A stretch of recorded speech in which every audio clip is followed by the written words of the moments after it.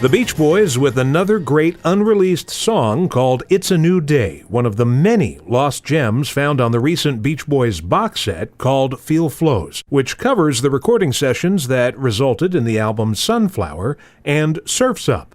1971's Surf's Up in particular caught the ear of the burgeoning counterculture and drug scene at that time, mostly through the efforts of the group's new manager and co-songwriter Jack Riley and the Save the Ecology message in some of the songs. David Beard, editor of Endless Summer Quarterly, joins us once again to discuss and review the Surf's Up album. David, welcome to the show. Hey, thank you for having me. Let's talk a little bit about the period between the release of Sunflower in 1970 and Surf's Up in 1971, because there were big things happening, weren't there? Yeah, one of the significant changes that took place between Sunflower and Surf's Up was the presence of Jack Riley. And, he came in, seems to me he met Carl and Al, and then it was suggested that he meet Brian. So he went to meet Brian. I think Brian was actually working at the Radio Radish health food store at the time.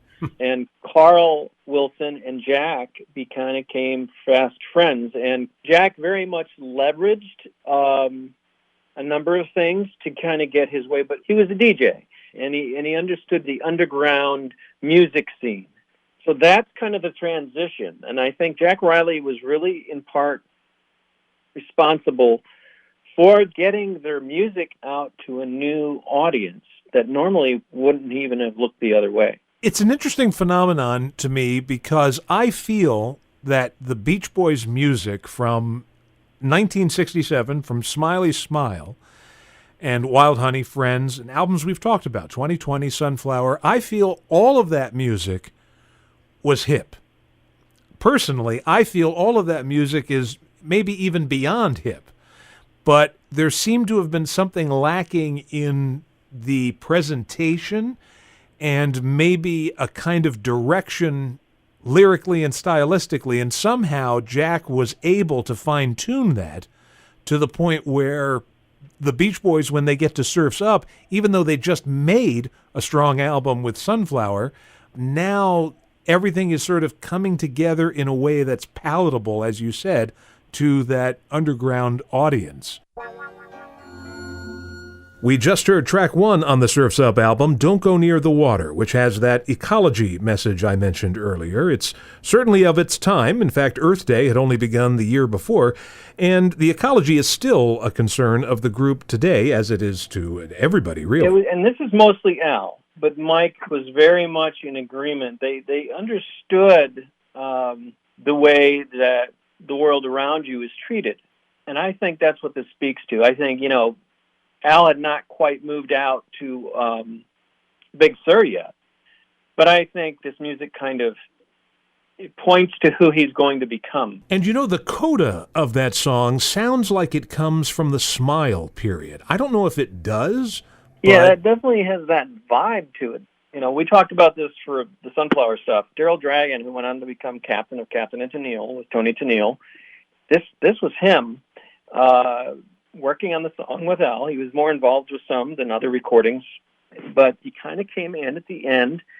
And it's hard to tell how Daryl drew from this because you and I hear like a Smile vibe, right? But Daryl is not involved in Smile, and nothing else that he's ever played with the Beach Boys had anything like that going for it. So I just think it was a happy coincidence. Let's talk a little bit about the next song, Long Promised Road, which was written by both Carl Wilson and Jack Riley. It's gotten a lot of attention lately as it's both the title of and a featured song in a new documentary about Brian Wilson. Well, that's right. And in the documentary, Brian's in the car with Jason Fine, Rolling Stone writer. Brian asked him to play Long Promised Road. So this documentary, this Long Promised Road documentary, I guess they kind of called it that because Brian kept requesting the song. He kept talking about his brothers, and this is off topic, but there's a point in the documentary where Brian says to Jason, because they're at the deli, he says, "Hey, when we get back to my house, will you please play me Pacific Ocean Blue, because I've never listened to the whole thing." And they do. So it's Carl, it's Dennis, and for those who have seen or are going to go see Long Promised Road or watch it digitally, I can just tell you Jason's kind of like Brian's current brother. He's a co-star in this documentary, and the way that Brian and Jason interact are very much like brothers, and I think Brian is so comfortable with him that he thinks of him that way. I know that's the sense I got in the in my podcast that I just did with director Brent Wilson and Jason. Jason told me in it that Brian called him when his father died to console him. And that level of connection, that level of closeness, certainly suggests that there's something, really valuable there. And Long Promised Road, because there's so many times we compare Beatles to Beach Boys, not as a comparison, but kind of as a universal lateral kind of thing. When I take the Beatles across the universe, then I take the Beach Boys, All This Is That. And then the same way, I take the Beatles, The Long and Winding Road, and take Long Promised Road. Not because the word road's in it, but it's the type of song that it is. And the message of the song, like, it's all ahead of us. I would think, and I hate to be one of those fans that reads into things, but I could see Brian connecting with the lyrics in Long Promised Road. Hit hard at the battle that's confronting me, knock down all the roadblocks in front of me. So it's kind of his journey. Well, I guess it's everybody's journey. Yeah. So hard. And one of the things, I think it was Jason told me, is that Brian realizes now that his brothers took up for him. When Brian kind of pulled back musically, it wasn't just that all the band members were coming forward, providing and submitting tracks and song ideas. It was that Carl or Dennis, at different intervals, were kind of taking up the Wilson mantle.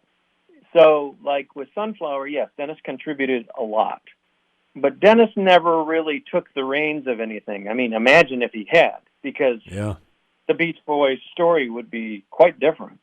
But everyone appreciated what Sunflower was, and so as you're going into Surf's Up, Jack Riley's coming into the scene. Carl is the one taking over, and to the point where Dennis is giving him his vote with Brother Records, and Brian is giving Carl his vote with Brother Records. That's how much Carl is involved. Well, up next we have a completely different kind of song, co-written by Al Jardine, Brian Wilson, and Gary Winfrey. We go from ecological concerns to the Whimsical in Take a Load Off Your Feet. Yeah. This goes back, I think, if I'm remembering correctly, to late 69, when they kind of started playing around with this idea of this song and this melody and this tempo. And so they worked on it for quite a while. What Al had was from Al and Gary. So he brought it in like he would do anything else, and this was a time in the group's career where they were relying more on one another than Brian. And Brian heard it and kind of just liked as you say, the whimsy of it. And it's interesting because there's songs here, and I would tell the listeners, this is why the Feel Flows sets are so vital right now, because you hear this song and they refer to the help shop. Right. Went to help, got some sandals new, and Help was a health food store. And there's a Help song that's now on this box set that was recorded called Help Is on the Way. And at the end of that, they mentioned the Radiant Radish, which is also the store that Brian co-owned. So there's the whimsical songs. There's a whole album that's a whimsical album with these new bonus tracks that are on this Sunflower Surf's Up Feel Flows box set. And when you take the whimsy and put it all together, it makes for quite it's very easy to make a new alternate album that's just ecological and whimsical. Yeah. The Beach Boys at this time seem to be cornering the market in whimsical self-help songs. So it's so bizarre that they have, the Surf's Up is what it is, because there are so many different movements and feels as you're going from one song to the next. And I'll let you take it from here, because the next song is a completely different. Sure. And I know that this was inspired by Bruce noticing in the crowd, we talked about that drug culture, Bruce noticing these kids who were very, very young and sort of lamenting their lost innocence and a childhood that he had experienced. I know that with Disney Girls, 1957, which is written by Bruce, I know that there's a segment of the fandom that says, boy, this song doesn't fit. It's kind of anachronistic with all these other songs. I disagree with that. Disney Girls has always been a favorite of mine, and when it was released, it wound up being a favorite of a lot of different people because it was covered by so many different artists, so it stood out. Yeah. And I guess the thinking is counterculture equals hip, and what Disney Girls represents is unhip, and I disagree. Why can't they exist simultaneously? Why can't you genuinely have an interest in the ecology and think about the bigger picture at the same time want to start a family and enjoy the simple pleasures of life? You know, why do these things have to be mutually exclusive? Well, right. If anything you could say about the Beach Boys music, and if you'd been following them all your life up until that point and had bought this album and were listening to it, you could certainly put Disney Girls Within My Room or The Warmth of the Sun with that kind of fantasy type / dreamy like presentation. And so I agree. I think it works on this album. It's not a square peg in a round hole. No. It's more like its own shape, and there's a space on the board for it. And the section of the song where, you know, the she's pretty swell, she likes church bingo chances and old-time dances, that's one of the great moments on a Beach Boys album, as far as I'm concerned. WFDU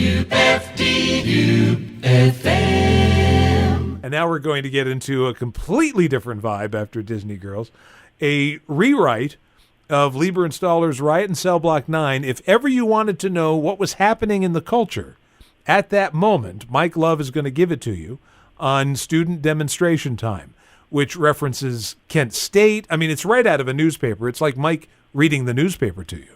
It is. And, you know, the world we live in today, sometimes it's hard to kind of think what it was like at a certain time.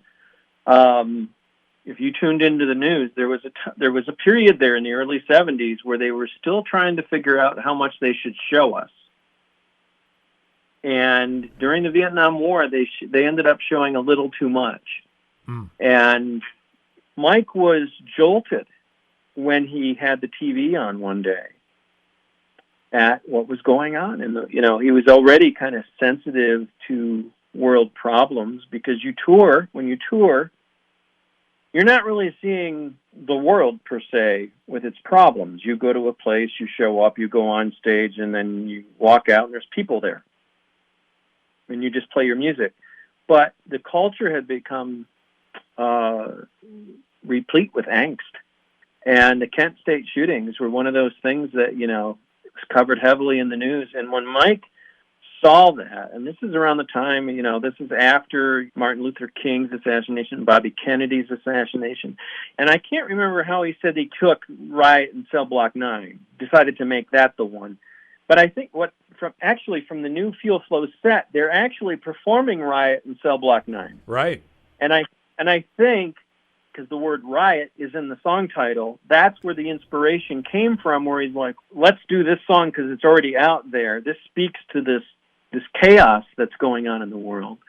And then he took it and he thought, okay, I want to do what he always does. He'll take a song and he'll, Surfing USA is a good example.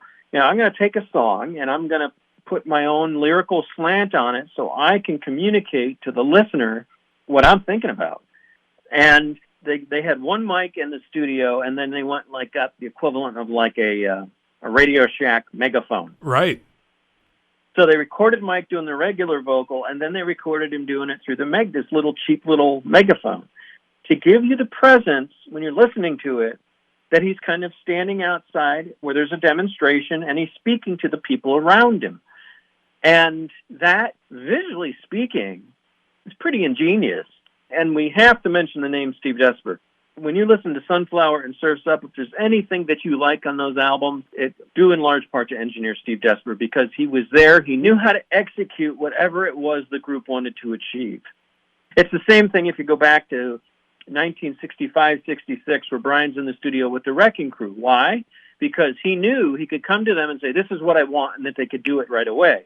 Steve Desper was that equivalent of an engineer for the Beach Boys. It's so interesting that depending on who you speak to, you may talk to one fan who just says, oh, man, you can't get around Sunflower and Surf's Up. I'm sorry, the rest of the catalog's okay, but for me, Sunflower and Surf's Up and Howland, you know. And then you talk to somebody else, and they'll be like, well, my favorite album's All Summer Long. That's when I met my wife, and so da-da-da-da-da, and so you give me the summertime music any day. You talk to somebody else, and they say, you know what, the album that I really like is 1985 Beach Boys album. You know, whatever the reasons are, it's due in part to, A, when they discovered the group, B, their exposure to them, how immediately they were able to go down the rabbit hole, and how long they stayed.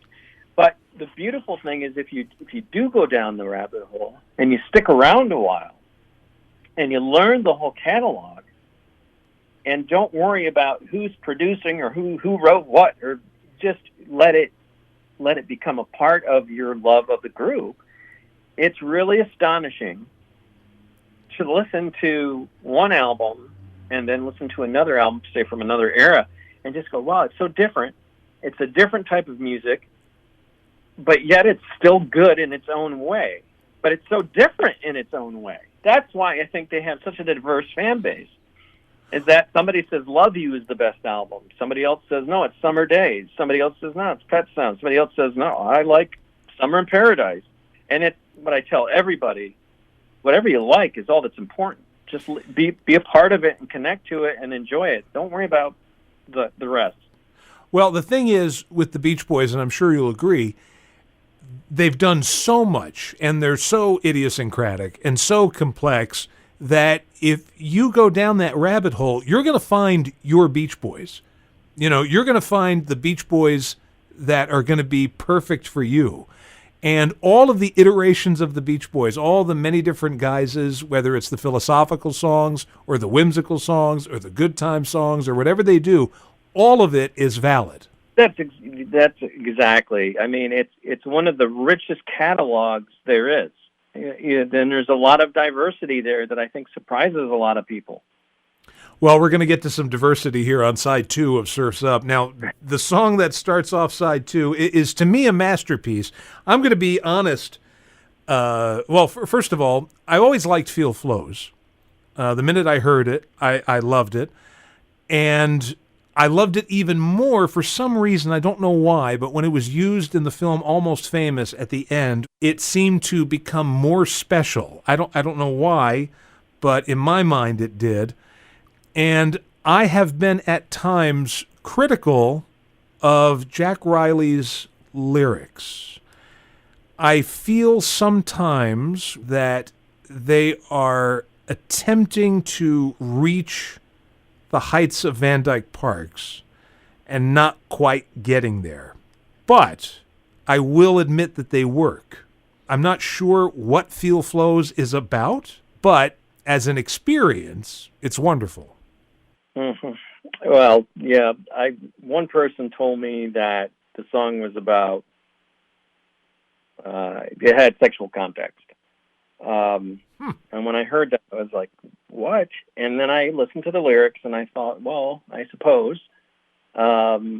It's more about ambience, just like the title. I mean, it feels like you're in a kind of a audio wave, just kind of moving along, just kind of shifting with the sound. It's almost like you're the water at the shore coming up on the sand. Yeah. I mean, it's just really a nice, beautifully sung recording. You know, it gives me the same spiritual vibe as a later song like All This Is That. But if there's, a sexual connotation, so be it. But I never thought of that before. I'll have to read those lyrics again now. Oh, boy. But I know that I interviewed, gosh, I'm going to forget his name now, who directed Almost Famous.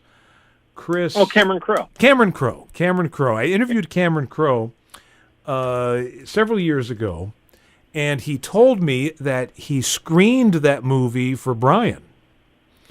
And he said that at the end, Brian was just sitting there listening to Feel Flows, and he got very, very emotional, and he was saying, "Boy, I'm missing Carl. This song is so great. I really, really miss Carl." That's really beautiful. Yeah, that's really cool. We'll move on. We've always mentioned, we talk about Al as the folkie, and I always feel like Al always gets it in there. And he's got it on Looking at Tomorrow, a welfare song, which is another Jardine Winfrey co-write. And even though this has this sort of very cool phasing effect, which is right out of the era, I still could hear this on like a Kingston Trio album, or it still has that kind of a folk vibe to it. I thought something really wild, and it's right in the lyric, but it's not something I ever knew or thought about or even thought to ask Al. He made a reference to the blues singer Bessie Smith in the lyrics. Now, Bess and me, we were feeling bad, right, and all the good jobs they were had. At the time, I guess, he didn't know much about her, but he just knew that she came out of that historical blues era. And I'm just like, wow. I just always thought Bess was just some random name to fit it in to make it work lyrically or whatever. So here's a song that is not blues whatsoever, but it's influenced by blues as much as it is folk. And it almost has that Long Promised Road vibe to it. It's almost like that part of the story is continuing. But this is a song about struggle.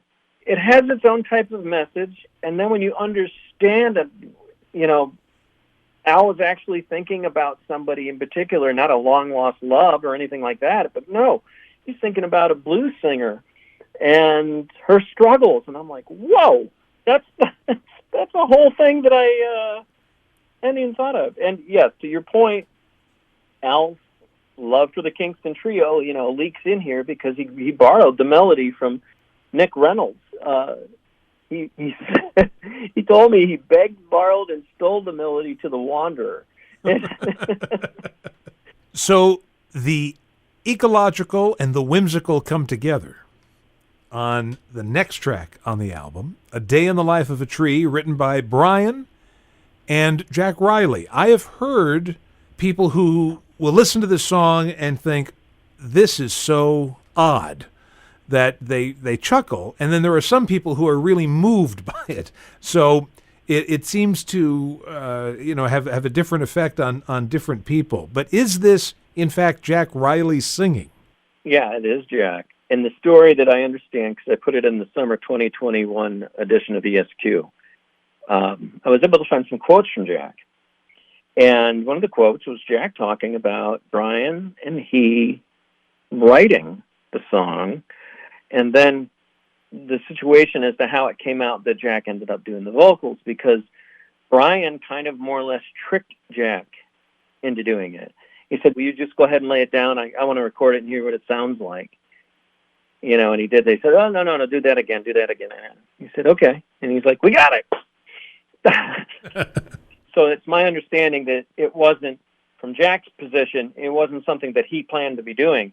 Brian, just, again, a very visual guy, a very whimsical guy, right? So here's a track that has both. The message is not whimsical at all. Right. Brian was as concerned about ecology and the planet. It's almost like a little sweet, but remember, this is the guy who gave us, almost gave us Smile. Right. But he did all those recordings, and, he's still that guy. So for Brian Wilson fans, I would just say this is a song that was important to Brian. It's one of the songs he spent the most time on, the other one being Till I Die. Right. That if you're a Brian Wilson fan, this is actually gold. And again, if you're not sure because you're like, oh, Jack Riley, be sure you get the new Feel Flows sets or one variation of them that's got the backing track with just the backing vocals. It's fantastic. So let's talk about Till I Die here, because what's interesting to me is that all of these songs on Surf's Up, Don't Go Near the Water, Long Promised Road, Hit Hard at the Battle That's Confronting Me, Take a Load Off Your Feet, Student Demonstration Time, Looking at Tomorrow, these are all songs that are about affecting change in the sense that we're recognizing that something is going on and we should do something to change it. And Till I Die comes in with the mind blower of I am so small in this universe. I am just a cork on the ocean. I'm just a leaf blowing on a windy day. It doesn't negate anything that came before it, but it's Brian expressing this wonder about his place in the universe. This just goes back to this kind of, you're putting on an album and you're hanging with the Beach Boys. All these songs for me, just symbolically, not necessarily thematically, certainly symbolically tie together. They either represent what was going on in the world or represent the individual Beach Boy or group view.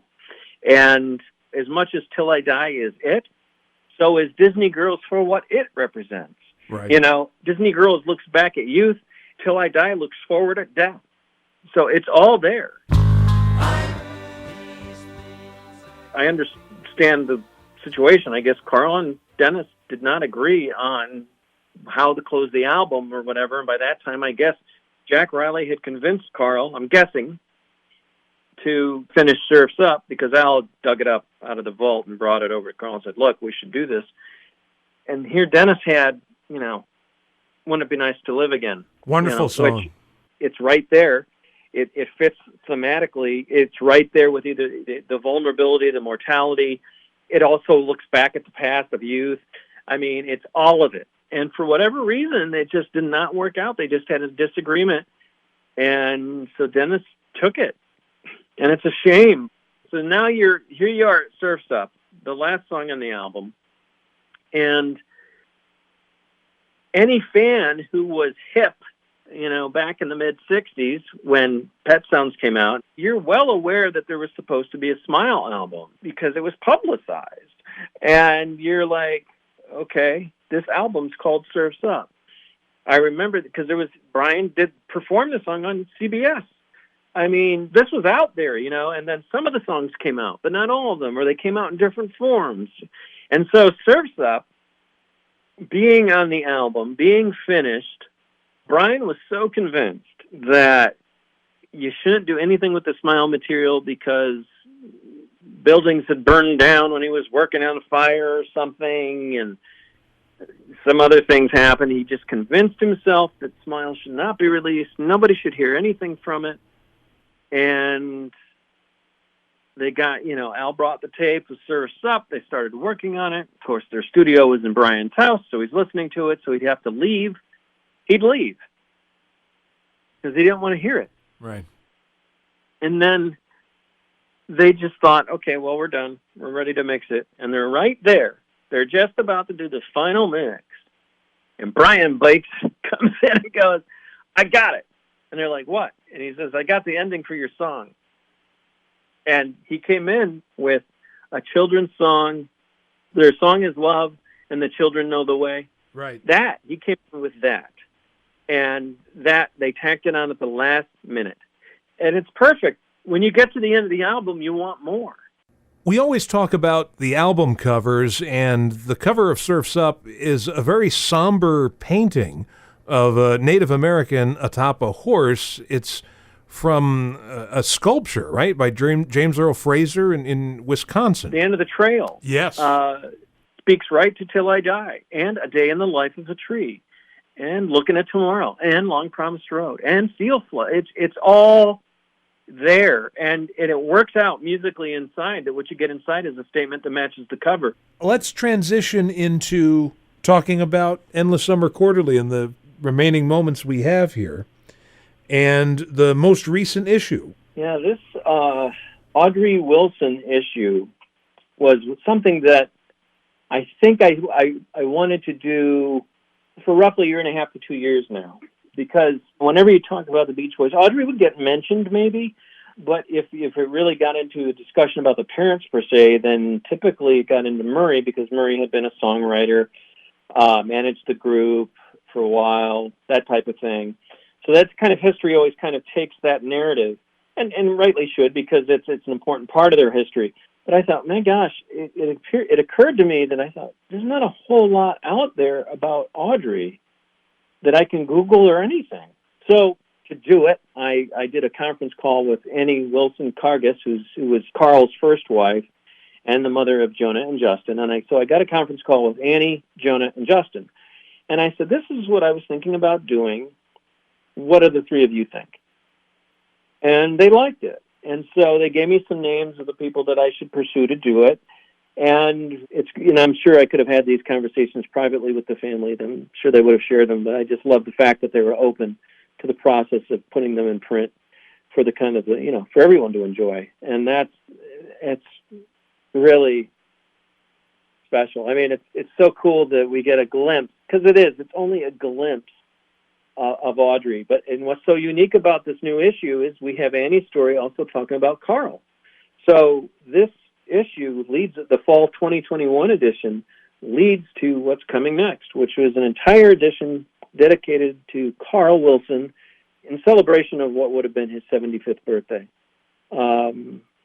Same type of thing, rare personal stories and reflections and really basically a testimonial of what a great guy he was, but kind of I do my best to put things in a context so that you're not just reading a bunch of nice things about somebody. I try my best when I'm talking to someone to help put it in historical context as to why a trait. I'll give you one example, like Carl being such a great mentor to Matt Jardine when Matt was brought into the group's ranks, and how Carl would work with him and mentor him and kind of demonstrate by action how to take the job, and what to put into it. So yeah, it's those types of things. But I'm honored. I'm truly honored. I'm honored to be talking to you. I'm honored to be able to do the work that I do with this group. It's a wonderful thing, and the fact that there's music to accompany it makes it even better. Yeah, that's the bonus, right? Where would people go? What's the quickest and best way to get information about Endless Summer Quarterly? Well, somebody's always on Facebook. Just type up our page, Endless Summer Quarterly magazine. You'll see the Surfer logo. You can click on the About button there. It'll tell you the rest, how to get to the website. And for those who maybe don't spend so much time in social media, our website address is ESQUARTERLY.com. So it's esquarterly.com. Or you can just type in Endless Summer Quarterly magazine in your browser, and that shortcut will pop up, and you can check us out. If you look at the magazine subscription tab, there's video testimonials from Brian, Mike, Al, and Bruce telling you to subscribe. And you should always listen to what Brian, Al, and Bruce have to say anyway. So I won't argue that. Yeah. Thanks so much, David. Thank you.